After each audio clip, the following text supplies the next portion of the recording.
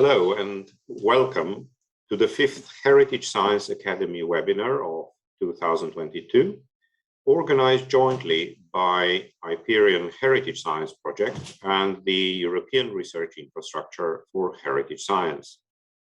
My name is Matija Strlič, and it is my pleasure to introduce today's speaker, Alexandre Caussé, and his topic, Developing European Collaboration in Heritage Science. Alexandre Caussé has been working for the French Ministry of Culture since 2013, contributing to the development of several strategic collaborations in cultural heritage research in Europe, in particular the Joint Programming Initiative on Cultural Heritage and Global Change, the JPICH. He graduated from the Paris Institute of Political Sciences, Sciences Po Paris, School of International Affairs in 2012 and joined the Fondation des Sciences du Patrimoine in 2016. He has led the coordination of the JPICH from 2018 when France started to chair the initiative. Since then, he has been promoting the idea of a Europe-wide partnership for heritage science within the framework of the new 2021 to 2027 Horizon Europe Framework Program for Research. I'm really looking forward to your talk, so over to you, Alexandre. Thank you very much, Matija. Hi, everyone, and thank you very much for giving me this opportunity to present this part of my activities, which have been very important since 2013. So it's sometimes maybe a bit unknown part of the development of the heritage science field in Europe through joint programming. Sorry, I will share my presentation also. Yep. Can you see it well? Oh, no.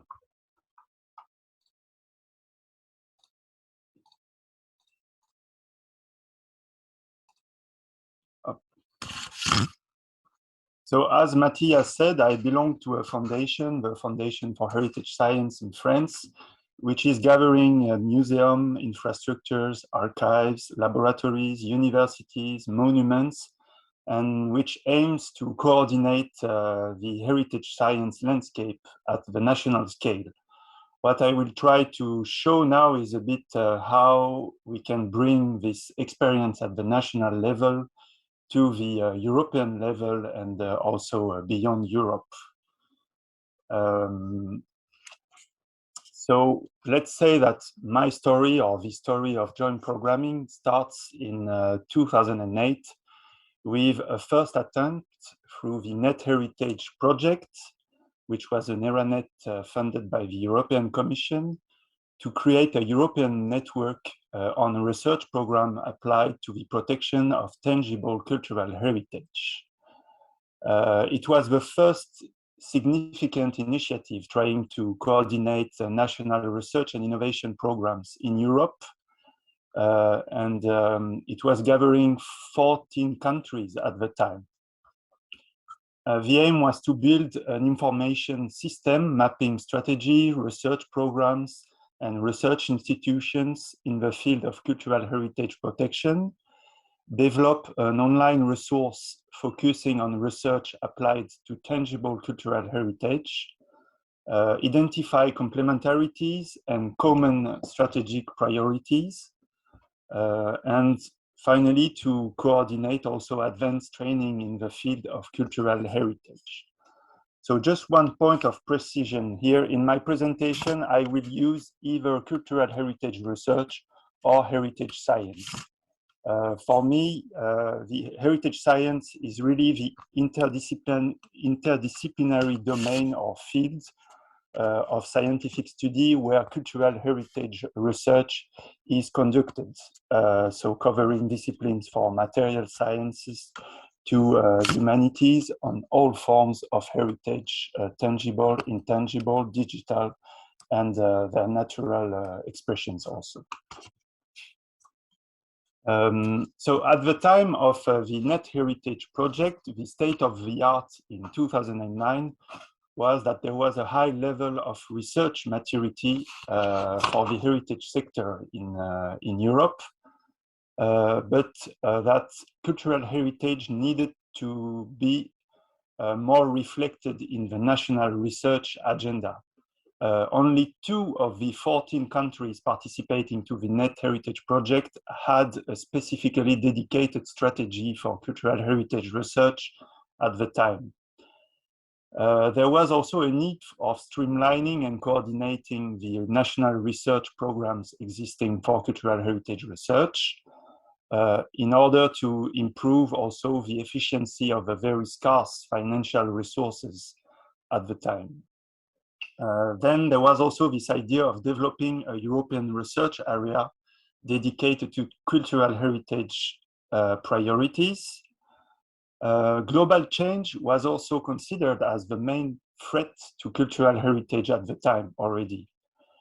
And then there was this recognition that there was a need of more multidisciplinary and transdisciplinary approaches and to consider cultural heritage with regards to its political, societal, economical, and natural environments. So to go beyond tangible heritage as it started at the beginning. And then also the partners recognized the need to integrate cultural heritage research priority within the research policy of other sectors than cultural heritage, such as energy, construction, climate research, nanotechnology, or smart cities at the time. So 2 important documents led to the joint programming on cultural heritage. The first one was the Commission recommendation of 26 April 2010, pleading for contributing significantly to construction of a fully operational European research area on cultural heritage preservation and strengthening Europe's leadership and competitiveness of the research in this field. The second one was the Council conclusions on launching a joint programming initiative on cultural heritage and global change in 2010, emphasizing that joint programming in research will contribute to the reduction of fragmentation of research efforts of member states. So what is joint programming exactly? So it's a concept introduced by the European Commission to the European Parliament and the Council in 2008. Joint programming aims to address the so-called grand societal challenges that are multi-dimensional challenges that cannot be addressed from only one side or one discipline, and that no country or region can tackle alone in order to better implement the European research area. These joint programming initiatives are member state led, so they are not led by the European Commission, even if they can bring some financial instrument to support their implementation. So they enable to participate in joint research programming activity that are strategically important for the member states and offer possibilities for synergies. And they bring together in their organization and governance, national research funding organization, ministries, and research councils in Europe, but also outside Europe, because GPIs are open to all countries in the world. So what is joint programming again? So to continue on this, the aim is also to avoid duplication and fragmentation for a better use of the member state resources. So the aim was also to better align the 80% of research and innovation investments that were still spent at national level at the time. So a share of this national investment were spent at transnational level thanks to the GPI activities. Then member states engage in concerted and joint planning. They implement research programs and define common priorities. They share also political vision through a commonly agreed and drafted strategic research and innovation agenda. I will come back on that later. So 10 joint programming initiatives were created. There is no plan to create new ones. They are still all existing now, ranging from very diverse topics such as neurodegenerative diseases, climate, urban Europe, agriculture, and of course, cultural heritage. Regarding the GPI on cultural heritage and global change, it has been launched concretely in 2010, and it was coordinated by Italy.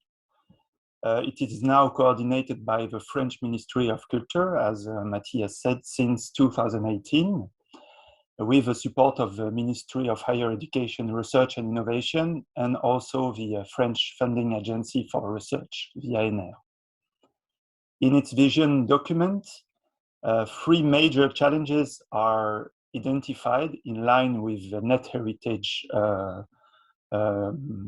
conclusions to probe the relation between cultural heritage and one of the most serious drivers of change, which is climate change. Then the second is to probe the issues of protection and security of cultural heritage. And the last one, to probe relation between protection of cultural heritage and its uses by society. It has 4 objectives, but I will go quickly on these objectives because they are a bit the same than the joint programming: to improve coordination at the European level between the member states, but also to approach cultural heritage in its broader sense, including tangible, intangible, digital, and now natural assets. And also by identifying short and long-term needs and priorities. Then it aims to concentrate and increase human, material, and financial resources to promote joint and multidisciplinary approaches, to increase awareness of European citizens, policymakers, and stakeholders, and to build the European research area dedicated to heritage science or cultural heritage research, and to bring it and expand it to the international level, so beyond Europe. Regarding the members for the GPI, 28 countries participated since the beginning to the GPI activities. We count now 18 full members and 3 observers. The governance is organized with 3 different levels. First level, which is the base with the pillar and task forces, which are dealing with the day-to-day activities and which are decided by the members. Then coordination, which is led by a chair, a secretariat, and a steering committee, which is the equivalent of the management board for the dealing also with the day-to-day activities and decision. And then on the top, a governing board with normally 2 representatives per country, one for the research aspect and one for the cultural aspect. And they are advised by an advisory and scientific board composed by 12 experts and also around 15 organizations active in the field of heritage science. The intervention of the GPI are going from strategic planning to programming and then funding calls, of course, communication and networking, and policy making and prospecting. So if I go through these different axes, the strategic planning is mainly based on the strategic research and innovation agenda. which is the main instrument of the alignment policy of joint programming initiatives. There were two agendas published by the GPI Cultural Heritage, a first one in 2014 and a second one in 2020. So it was a great success to align the national policies at the time of the 18 countries participating in the GPI. So the first one identified 4 priorities for research. The first one being to develop a reflective society. The second, to connect people with heritage. The third, to create knowledge by developing innovative approaches, application, and tools. And the last one, to safeguard the cultural heritage resource. The update of this agenda in 2020 tried to reflect the political, economic, and socio-cultural changes in the recent year. It also identified several underlying principles for innovation, which are the holistic approach to cultural heritage, which is very important to the development of the heritage science fields. So as I said, the tangible, intangible, digital, and natural approach. Then the collaborative and transdisciplinary nature of research. The fact that research should be public-led and foster community engagement. Then also the importance of the digital aspect, which is the backbone on research on cultural heritage. The importance of education and training and transmission, of course. The communication, dissemination, and impact. And finally, of course, working with other initiatives and infrastructures in Europe and beyond. So the 4 priorities of the last agenda are the following. So a reflective heritage for a resilient society, a sustainable management of cultural heritage in a changing context, and cultural heritage facing climate and environmental change. So if I go very briefly through these priorities, the first one is about cultural heritage, how cultural heritage research can benefit to society, but also to inclusion and all approaches that can foster a more resilient society. The second one is about governance and management of cultural heritage for a better conservation, but also all the cultural heritage digital aspects applied to conservation. Then the third one is about cultural heritage in a changing context. So it's a wider priority, but it's focusing on territorial and demographic changes and their consequences on cultural heritage in Europe and beyond, also on sustainable tourism and on new threats such as the recent and ongoing pandemic, but also wars, of course, thinking to the current situation. The fourth one is also a very important challenge for the GPI partners, cultural heritage facing climate and environmental change, with a two-sided approach to this challenge, which is first to assess the consequences and the impact of climate change on cultural and natural heritage. And the second approach is to see how cultural and natural heritage can be used as resources for more resilience to climate change and sustainable development. Of course, this agenda is trying to align with the Sustainable Development Goals of the UN. Here is a selection of UN Sustainable Development Goals selected in the Strategic Research and Innovation Agenda.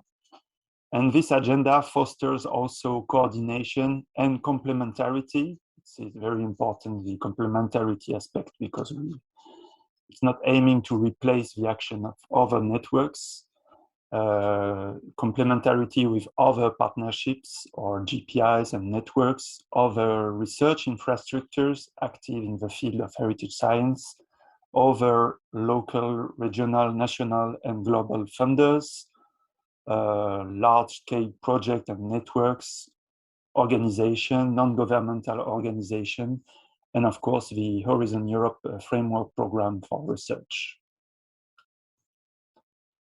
So regarding programming and funding, the Joint Programming Initiative on Cultural Heritage launched 7 transnational calls for proposals and funded 55 collaborative projects for a total of more than 30 million euros. The last call is still ongoing on cultural heritage, society, and ethics, so we do not have the results yet. What is important to stress is that these calls follow the variable geometry principle, meaning that only member states that want to participate to one specific call can participate to the calls. Not all the members are obliged to participate. And then also the virtual common pot principle, which is that member states only finance their own researchers at the end of the selection process. So the added value is mainly based on transnational research and having different teams working on the same project from different countries, and of course also aligning the resources for financing research between the member states through this call. The GPI Cultural Heritage is also using a platform, which is the Heritage Research Hub, as a main base for its communication and networking activities. It's open to all researchers in heritage science, but also to organizations and all stakeholders and professionals. It collects and displays resources online for heritage research.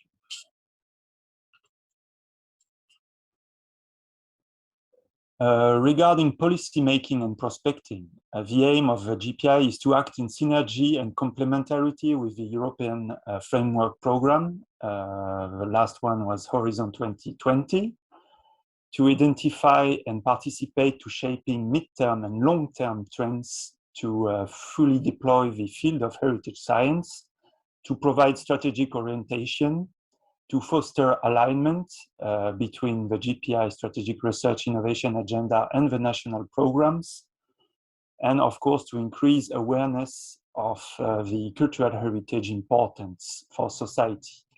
So here is a selection of several documents that where the GPI contributed or that influenced the activities of the GPI during the last decades.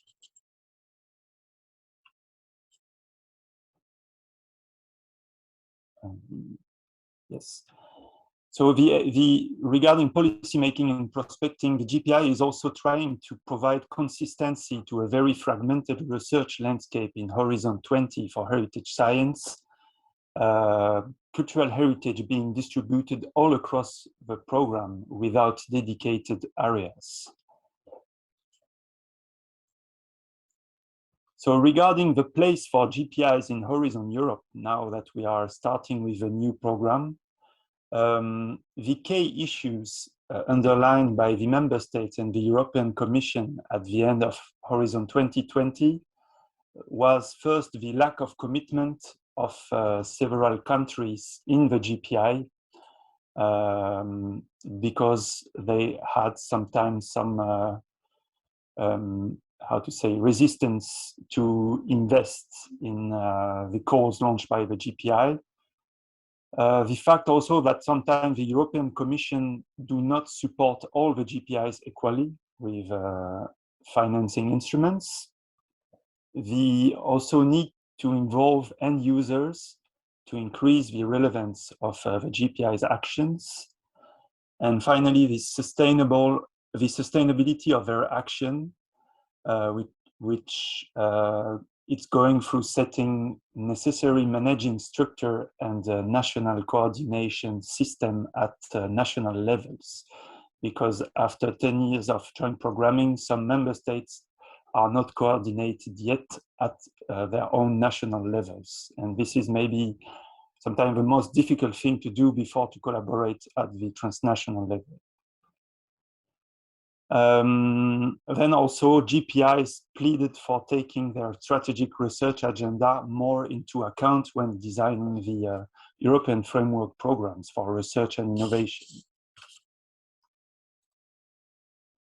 But there are also benefits that were underlined by the member states, which are that the implementation of this GPI is easier and more flexible than the other European Commission instruments. They also act independently from the European Commission, even if they sometimes need some financial resources through European Commission instruments. They also guarantee the return on investments in their funding schemes because of this virtual common pot system. The fact also that the European programs are building on the work done by many GPIs during the last 10 years show the importance that the same work should be done for the instrument that will be built in the next 10 years. And this is really one argument pleading in favor of this kind of long-term instruments compared to the sometimes too short-term or medium-term instruments implemented by the European Commission.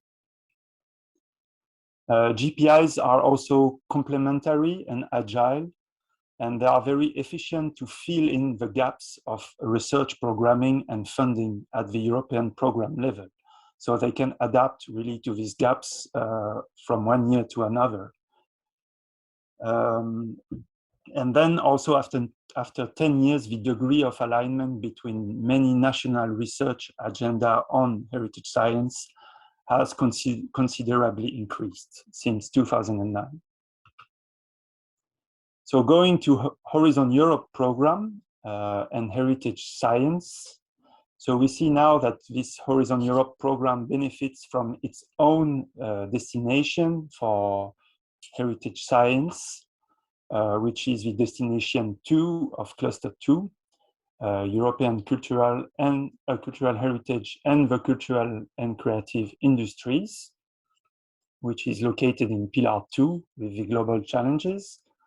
It is not, of course, the only instruments, and we see again a multiplication of different instruments with, so the first one being the framework program, the research infrastructure, the new European Bauhaus, which is aiming to implement the Green Deal, the KIC in the cultural and creative sectors and industries, the European missions, the European partnerships, and most recently, the European Collaborative Cloud for Cultural Heritage.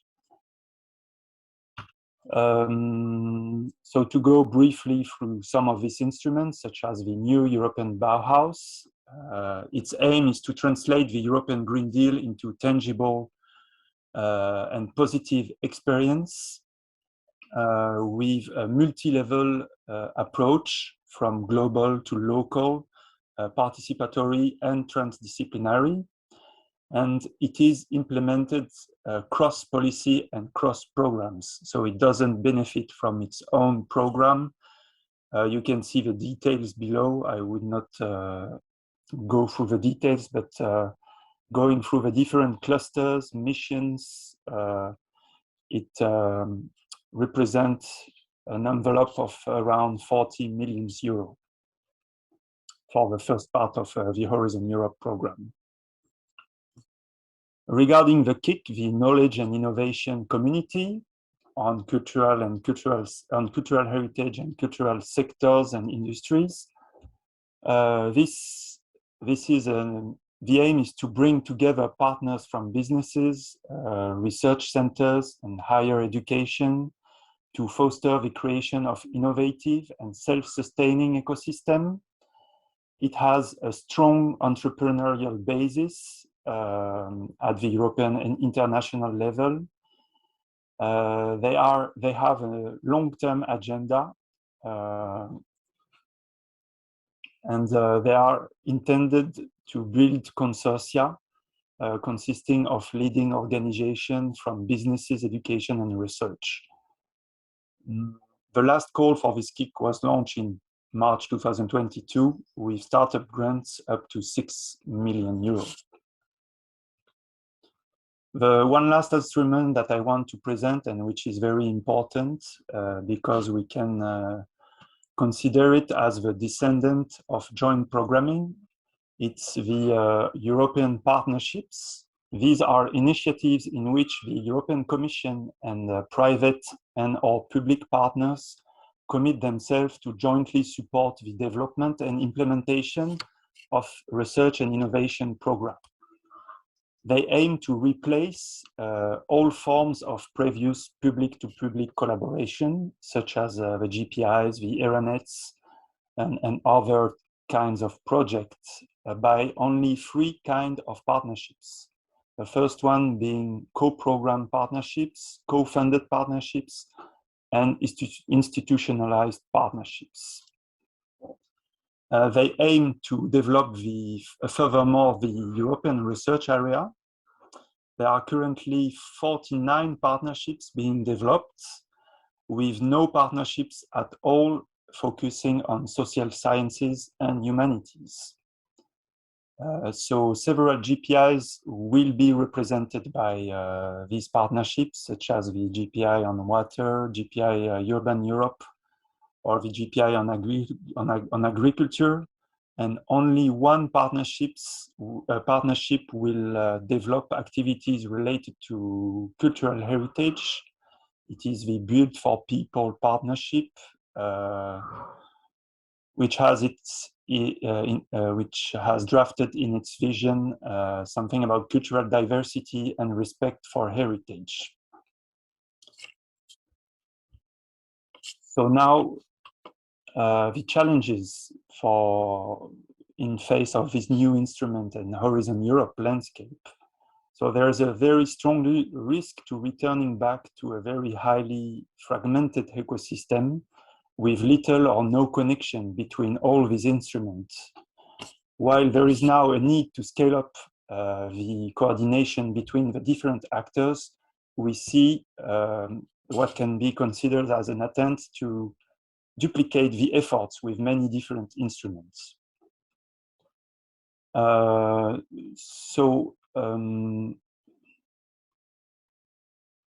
There is a need also to better streamline and coordinate again all these instruments in an ecosystem to ensure the sustainability, the relevance, and the impact of the results that will be achieved.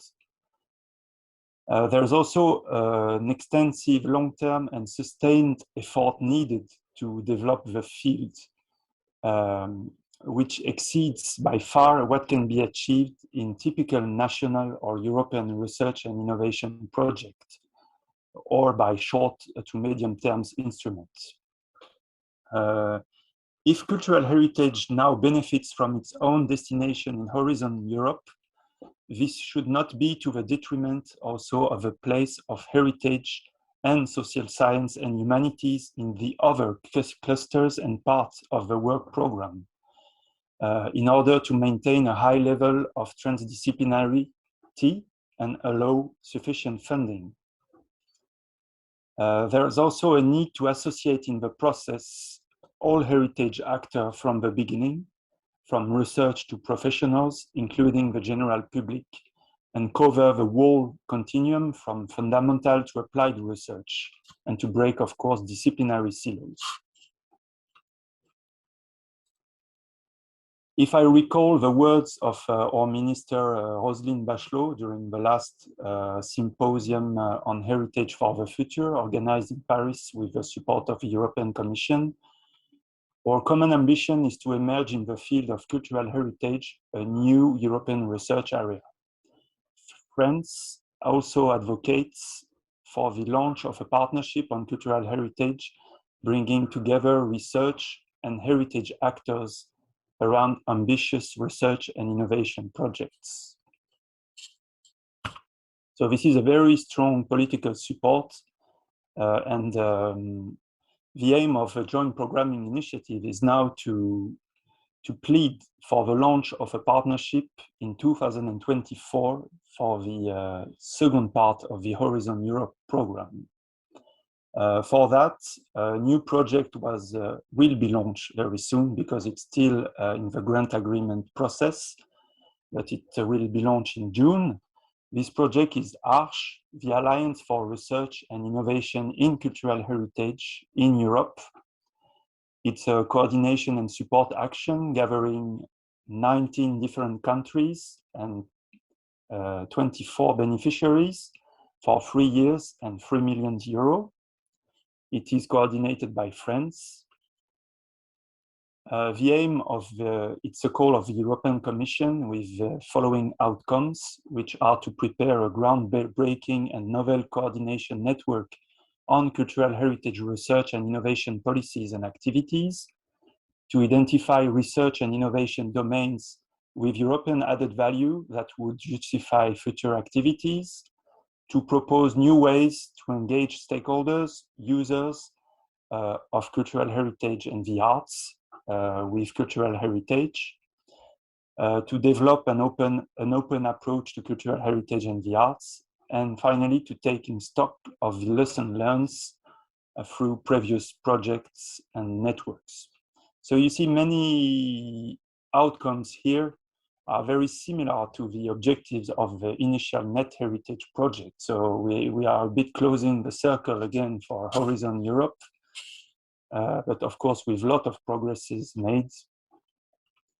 The aim of this E-RIHS project is really to create an ecosystem with different projects, starting of course from the GPI cultural heritage, but also associating the E-RIHS community, several organizations starting from ICROM, also actors from the universities with an alliance of university, Una Europa, heritage institutions such as the very wide network of the Time Machine organization, but also other projects such as the 4CH Competence Center on digital heritage and Elucidare with cultural heritage diplomacy. So all these actors will be centralized in this project and trying to attract more actors to build a new kind of alliance going beyond what has been done so far by the GPI cultural heritage and involving more stakeholders. If we go briefly through the objectives of the alliance are to draw a comprehensive picture of the current European cultural heritage research and innovation landscape and propose joint action responding to the needs by an efficient use and complementarity of the funding sources, to develop a strategic research and innovation agenda common to all the participants and to enlarge it to more participants during the course and after the project, to gear the E-RIHS CS3A towards innovation and concrete action, to set up a specific governance structure, allowing to gather together research ministries, culture ministries, stakeholders, organizations, end users, professionals in a coordinated and non-competitive way, to achieve also the critical mass in terms of stakeholders and resources, and finally to build on the existing European level initiative tools and instruments such as the GPIs. So here are the perspectives for the next year, and I will end my presentation giving the floor to Matija, and thank you very much for your attention. Thank you so much, Alexandre. I think you opened so many different lines and given us much food for thought, and there will be, I'm sure, lots of questions. However, before we look at the questions, it is my pleasure to announce the next webinar. This is going to be given by Carla Balcovait at the same time on June the 14th, so 3 p.m. CET. And the presentation will focus on fair data, so data that is findable, accessible, interoperable, and reusable. And Carla will discuss the challenges of such data in the field of heritage science. So please join us at the same time next month. Thank you very much.